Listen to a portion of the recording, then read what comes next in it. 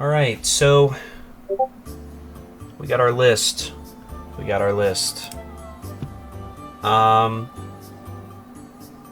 Welcome back to the Bullfrog YouTube channel. We're going to be kind of going over, some early deck lists for the green Gshanks deck, which is probably going to be the deck that I pilot for the most of 17, 17.5, 18, probably. This deck and just this version of green I just really enjoy. I know people are memeing on it, and to the point where it's like it's just a more power crept Jewelry Bonnie, and I could not play Jewelry Bonnie. This deck though, I can play. I really enjoy this. Alright, so let's get into the deck list, and then we'll go from there. So starting off, we have our Perona Searchers. This card skyrocketed in value. If you held on to these like I didn't because I'm an idiot, you are dancing in your boots right now. These are like $18, $20 right now on TCG Player, including with that shipping and that sales tax if you're in the Northeast region. I mean, it's absolutely ridiculous. But at the same time, you're going to need 4 of them in this deck. They're obviously going to come out with a red hair searcher. I have a feeling it's going to be Lucky Roo, but you're going to need these regardless because of how much slash you're going to be running in this. We got the Laboon. Now, we've seen kind of do away with removal, although the 6-cost Kaido is coming out, and this could be, sort of like a redirect. The 10-cost Kaido, my apologies, can nullify the Laboon, KO something, but you could have like a Bonk and Punch out or a Hongo out as your blockers. So instead of nullifying one of these and then KOing like a Yasop, an Odin, or a Mihawk, it'll just nullify this. Or if you're just going up against any kind of removal like a Lucy deck or something like that, the Laboon's a great 2K counter. We have the Starter Deck 32 Kinemon. This card is absolutely insane. It's better than a searcher in my opinion. In my opinion, drawing will always be better than searching, because it's just you can't brick off of a draw. You can brick off of a search. This searcher doesn't get your Yasop, doesn't get your Bonk Punch, doesn't get your Hongo. It gets everything else in the deck at its current state, but you know what I'm talking about. So draw 2, trash 1. You play this, turn 1, rest your leader for free, and then if you're going second, you can play a Perona out, and then set up the Can You Be My Samurai. And so into another 2K. The Starter Deck 32 Zoro 2K. You can obviously see Starter Deck 32 is a very good starter deck. Get 2 of them. Rush character on play. If your leader has a slash attribute, rest up to one of your opponent's characters with a cost of 2 or less. Slow down your go wide decks. And go wide, as of the reveals that we have now, is, in my opinion, the kryptonite to this deck. So moving on. Bonk Punching Monster, just a red haired that I wanted to put in there because obviously this deck is going to have a red hair pirate package, and this is just one of the reviews. It's also a pretty decent on play. KO up to one of your opponent's rested characters with a cost of 6 or less. You can use this in the end game, whenever you use your 10-cost Gshanks, freeze a character. Then on your next turn, if you need a blocker up, play this, slow something down, and then freeze something else, maybe something along those lines. Decent 2K. Now this, people said this was a mid card, but to be 100% honest, for like the Goofy matchup or like the Purple and L matchup, I think this card is so good. Set up to one of your Dawn as active, so you're essentially playing it out for 3. Then rest up to 2 of your opponent's characters with a cost of 2 or less. That's pretty nuts. That's pretty nuts. And it's a blocker. So, essentially, what was taking this spot beforehand was the PRBO2 2K Zoro. This is just better, in my opinion. This is all around just better. Because you could play this on 4, not even rest anything, restand at dawn, use leader effect, freeze something. So, it's just, in my opinion, it's better. Here's a tech card that we're trying out. Trying out 2 of these smokers. You always want to play a Odin off of your Mihawk. Although I'm kind of just experimenting with this. You know, obviously everybody knows about this combo with Gshanks, Smoker, Luna. I think if you get that off, you might be the greatest of all time, because I've had struggles getting it off, but we'll try to get it off in this game. And then Yasop, one of 2 SRs revealed for this deck. Incredibly statted. Like, draw 1 card and rest up to one of your opponent's characters with a cost of 8 or less. Insane. Cycles itself, and it rests an 8 cost. End of your turn, set up to one of your characters with a type including red-haired pirates as active. There's also a world where Lucky Roo might be like a big statted blocker. Who knows? And then, boom. Restand Lucky Roo can attack or whatever. A really good card here. Really good card. If you're going against the Kaido matchup, this is essential. Why is it essential? Because as soon as you get to 10 Dawn and you drop one of your 10 costs, you need to restand this 10 cost to draw more resources out of the Kaido. Because as soon as this is rested, it's going to be big mommed and then just annihilated. You can't protect a 0. You never want to protect a 0. So you need this in the Kaido matchup. And then our slash package, you know, these go hand in hand. We've got the 5 cost, 6,000 Kozuki Odin. Draw 1 card, and up to one of your opponent's characters with a base cost of 6 or less cannot be rested until the end of your opponent's next end phase. Absolutely gets rid of so many decks. And one of the decks that I will be building along with this deck is the Black Luffy. The Loki is a base, I believe 4 or 6. 6, yes. You completely get rid of the Loki. So that's just so much momentum. It's you just so much control in this deck. And then probably the greatest card to come out of Starter Deck 32, the Dracula Mihawk. When this character becomes rested, draw 1 card and trash 1 card. You know, this deck has almost all counter besides the Dracula Mihawk, the Gshanks, the Can You Be My Samurai, the Luna, and the Smoker. So not too many bricks, but it can get bricky, you know. This is green. Let's not pretend like it isn't. So, like, there are times where you will need to cycle, and cycle is also just such a good thing to have in a deck. And now that green has it, I seriously can't imagine this deck not being on the top. On play, if your leader has a slash attribute, play up to 1 character with a cost of 5 or less that is either Perona or has the slash attribute from your hand. In my opinion, I thought the Perona was too slow. Even though it rests 2 or negates 2 from resting.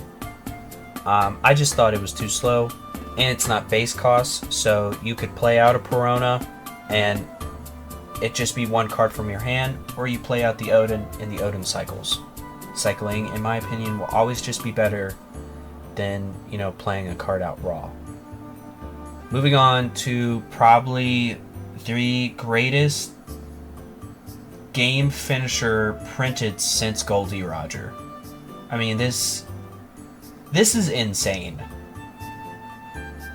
Alright, 10-12 slash rush on play, set up to 2 of your Dawn as active, then rest all of your opponent's characters. This is insane. This card quite literally will be the deck, and I'm not afraid to admit that. Your whole setup is the setup for this 10 cost, and much like in red Shanks. If you have 2 of these on board, the opponent might as well just say GG's, especially if you play it correctly. Into our events. Can You Be My Samurai? Explain that with our 2 1-drops. You know, an easy 2 draw here. You know, boom, cycle a card, grab a card, back into hand, boom, draw 2, trash 1, and then on 3 Dawn, if you're going first, boom, rest these 2, draw 2. So, like, really inflates the hand here, which we are in a card hand meta, in my opinion. It's whatever deck draws the most wins, probably. And then Dead Man Game. Also, probably one of the better finishing kind of events. You may rest 3 of your Dawn cards, so a 4.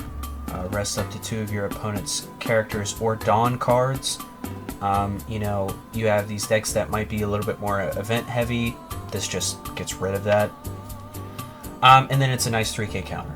And then Electrical Luna, probably one of the better green cards. This card comes up whenever you go up against weenie decks, like Lin Lin. You can very easily go into like many different combos. I mean, like, especially if you have a smoker on board to restand one. I mean, this is nice, you know. For their 10-drop, you can leader effect pitch one of these bricks. Rest a 10-cost Lin Lin, Luna the rest of her weenies. You just completely nullify an entire board. Alright, so this is the deck list. Let's get into some games. So first matchup against the Black Luffy. This is a decent hand because we have 2 of our 2-ofs, and we have an ability to kind of raise our hand size here. We can play both of these out. So I do think I'm going to keep this just because of that, even though we have no play. That might be a bit of a gamble. Because these would have to hit. I will mulligan that, now that I think about it. Okay, much better hand. We at least have a 10 cost. We have 6 on curve. Hongo if needed. Hongo will rest weenies here. So, yeah. This card art is amazing too, by the way. Like, this card art is awesome.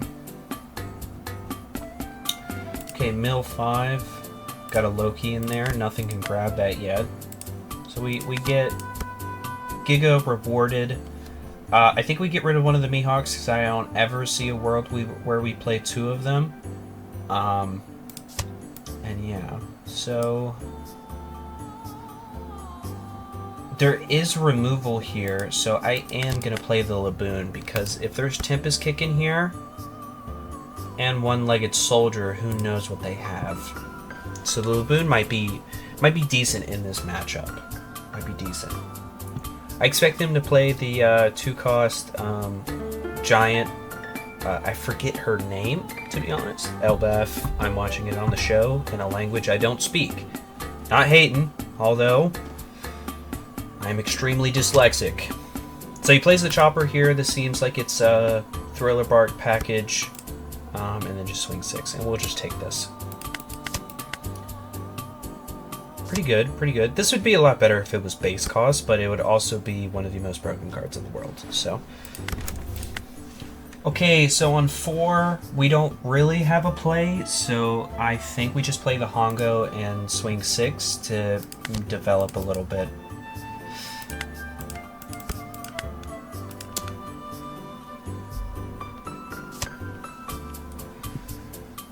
So he takes, and we just pass, and then we get Giga rewarded off of the draw. So we have our 6/5 turn next turn. Mihawk into the Odin. Yasop would be really good for the 8 Dawn turn as well, because we could do like a Yasop into some kind of a Luna, but we're honestly probably going to pitch the Luna because everything has increased cost, so the Luna is just completely null and void in this matchup. Unfortunate. So our opponent is getting Giga punished and has 2 Lokis in trash, and I don't believe there is a way to get them out of there. Unless one of the new card reveals does it that I just haven't seen before. What? What do you want? That is Luna talking. Virus? Is this is her, isn't it? You may trash 1 card out to 1 character with a cost of 8. Okay, so yeah. So she does regain a card.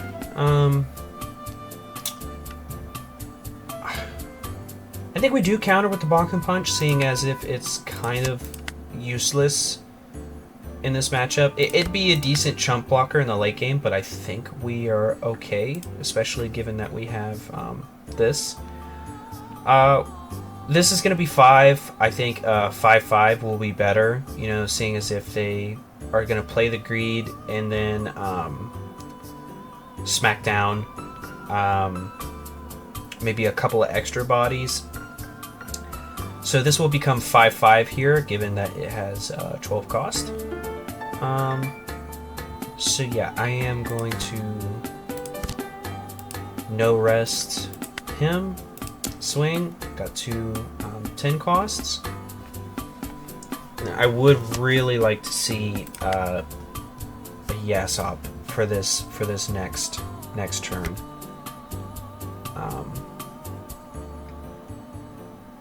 Ooh, it's very. I did pick up a bunch of these stages because I do think this stage is going to be good. So this does KO 4 costs or less, but I will just rest these 2. Or no, I will rest Mihawk, draw and cycle. Mihawk in this, and then we have plenty of 2Ks to at least counter 2 attacks. Because he can only swing 5/5 here, so.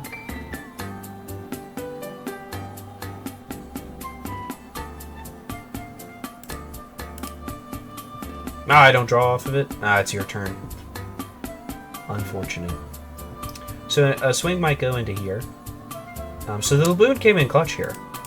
The Laboon came in a lot of very, very clutch. I'm probably just going to take this 5 because we're close to that 10 dawn and we're pretty healthy, but our hand size could be a little bit better. Probably, yeah, so yeah, we're probably just going to take this 5. There is a world where he doesn't swing this. He swings. DMG. Okay. We are gonna pester into this body here. He wants to protect his wings, and we want to get rid of them. So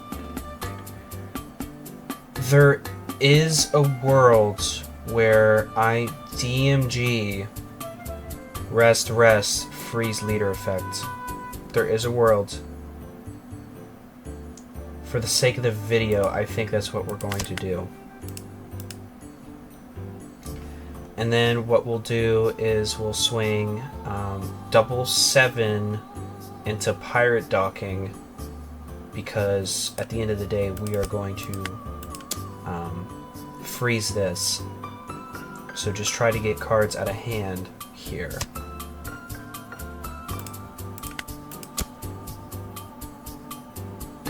Pitch the Mihawk because Luna could still come up. Well, we know he has a 2K, so I think we go 4 cards in hand. Does he really want to get rid of that 2K? We freeze this no matter what. I think we do. I think we go for it. Obviously, this is countered every day. Every day of the week, this is countered. But now we gain complete hand size. What?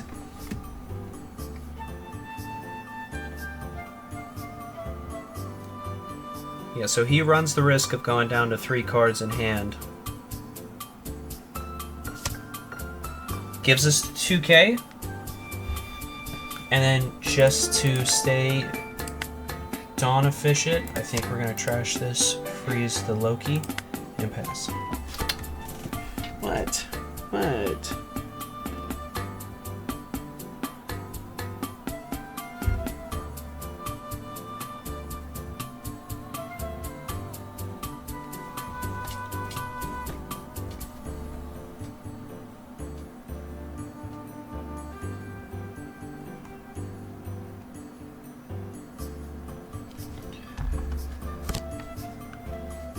So I think there's also a world where we block here.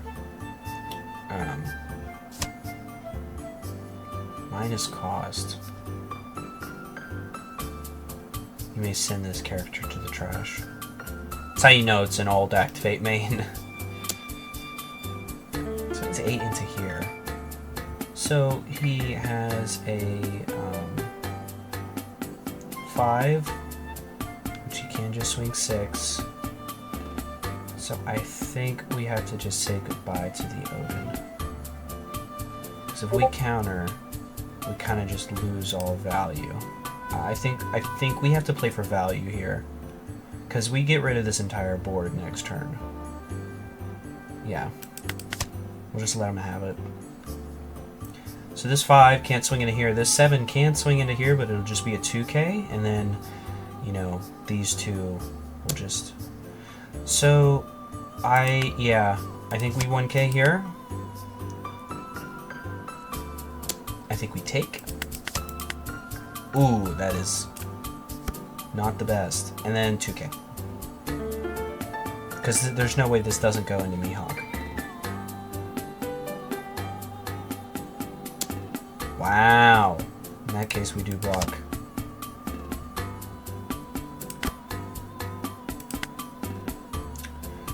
Okay, so,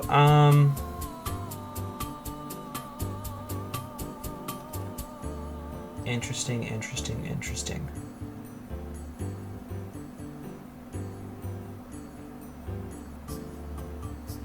I do want to get rid of these two. So, we play 10 cost. And then I think we just swing 6. And then a 7. Or do we just swing 5 so that way we can rest the Dawn? Swing 5 here.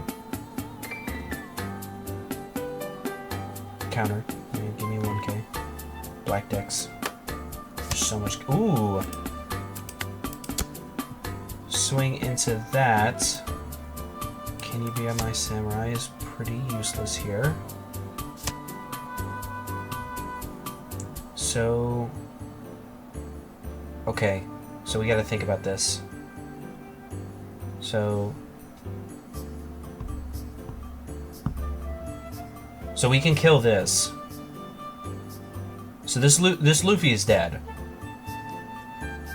And it is a higher stat line, so... Unless they have counter events. Like the 0 drop counter events. Yeah, that could have been a misplay right there.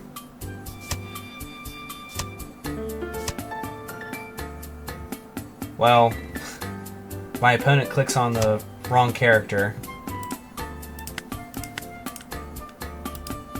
And then we just pass. No cards in hand, so we kind of just wipe the floor with them next turn. And this is the thing about Gshanks, in my opinion. Like, if you play Gshanks patiently, you can set up the game in your favor, like, really well. If you just play a little patient. Okay, so I'm assuming this is just going into the 12 cost Gshanks. We can only get to 15, so he's dead. But like I said, this is fine, because both of these are dead next turn. Give the 2k Zoro. It just plays out a blocker. Go with another 10 cost. Swing 5 here. Swing 5 here. Get rid of the bonk punch. Yeah. So this would be dead. This would be dead. He'd have no characters. He'd probably just all in, try to kill our Gshanks again, and then we would just restabilize.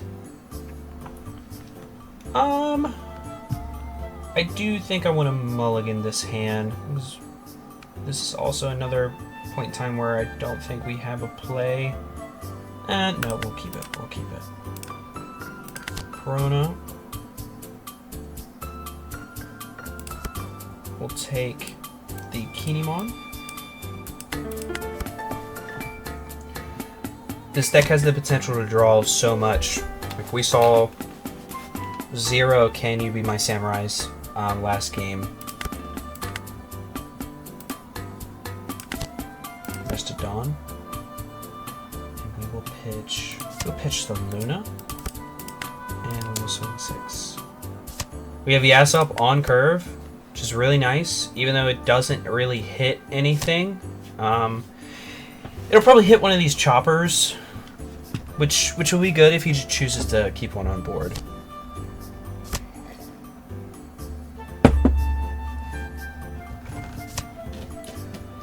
Now it'll hit this Yasop, and this Yasop will die. Okay, picks up a Sanji 2K, and we'll take the first. Double Mihawk. So yeah, we go. Look at our hand. It's insane. So we'll go 2. He might counter all of this. He decides not to.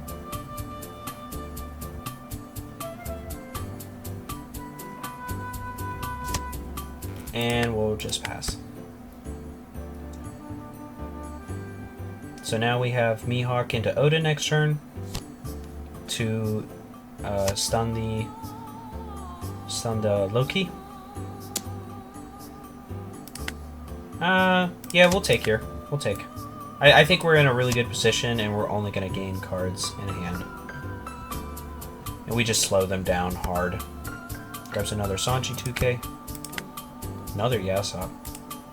So we go boom into Odin, and then we'll just go double stick 6, restand the Yasop. You know, I started playing the card game before I started watching the show. And I didn't know how to... Not that I'm like... I don't know. I don't want to make it seem like I'm a little kid that doesn't know how to speak English. But... his name was... Oh, trash 1. We'll trash the Kinemon. But I called the Yasop Soap because I thought it looked like soap, and it just stuck. Speaking of which, we'll probably give a 2K Zoro here because this might come back up. And then we'll take. We have all 3 10 costs. All 3 Yasops. So here, I think we play the Hongo and try to get rid of this. So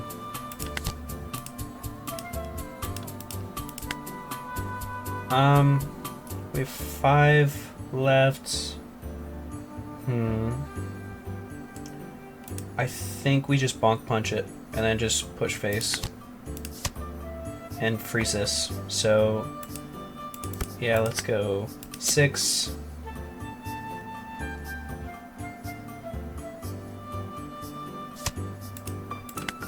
Six. 6. Yeah, we have so much better tempo. That's a mistake because that is frozen now.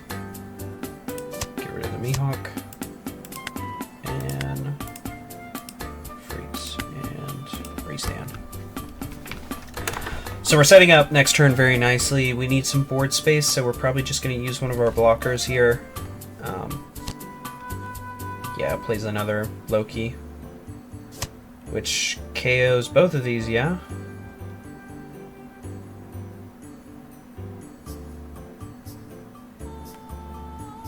Maybe he forgot to click on 2 of them.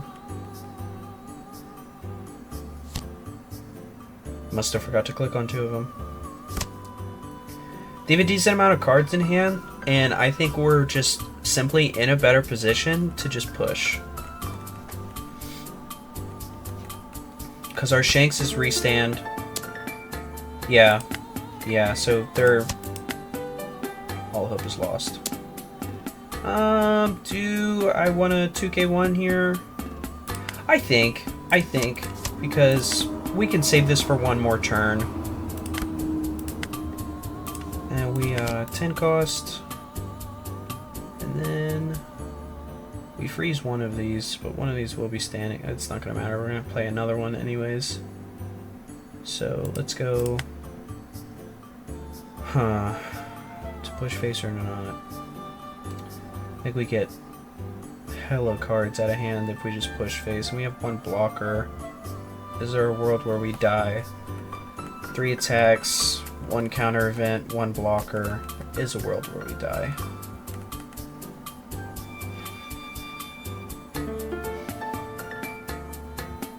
I think our best bet might be go for game here. See what happens. You seen any Lunas? 1. So we could have 1 in life. But he might be thinking that we're going for game, so he might counter all of this. And then we could just kind of pick off something. We'll probably swing this 7. Yeah. Swing this 7 here. And swing like 14 here. Let's pivot.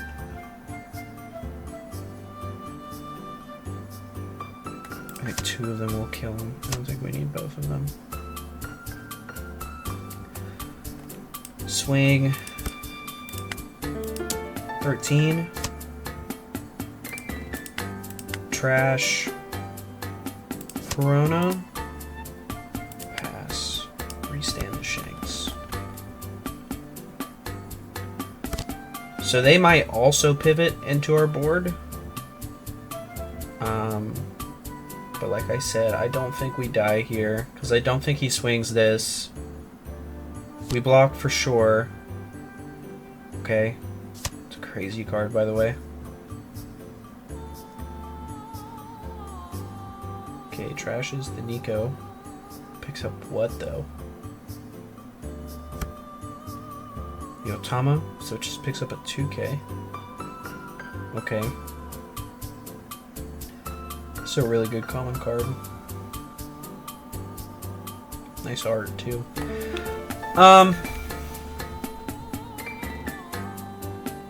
Swings 8 with the... I'll just block. We have to block regardless, because we need board space. Hongo 2k. And that should be GG's. Because he can get rid of any one of these now, but like it shouldn't matter.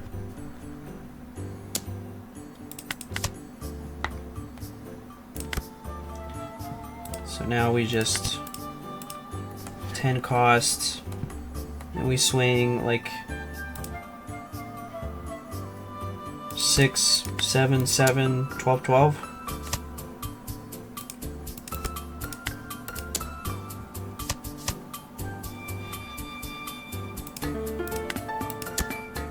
Huh. That's funny. I don't think he can defend a 12-12. Maybe.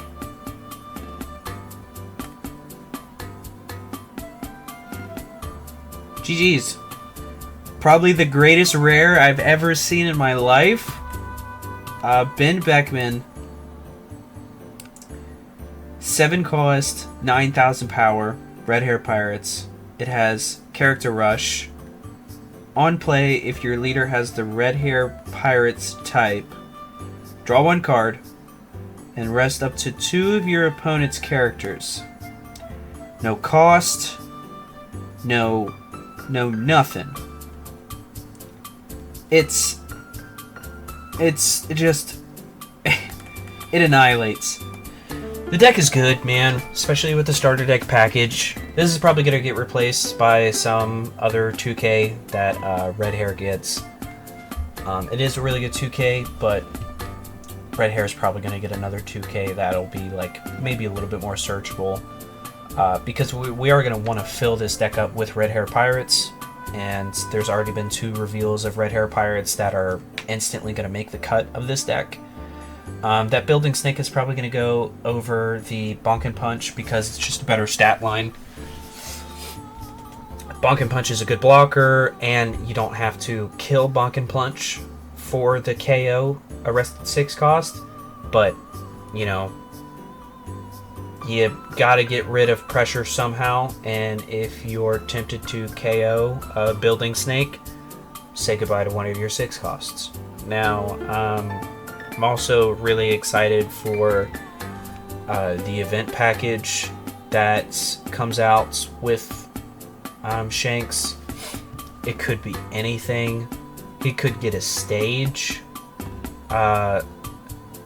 It could be anything, you know. Who knows?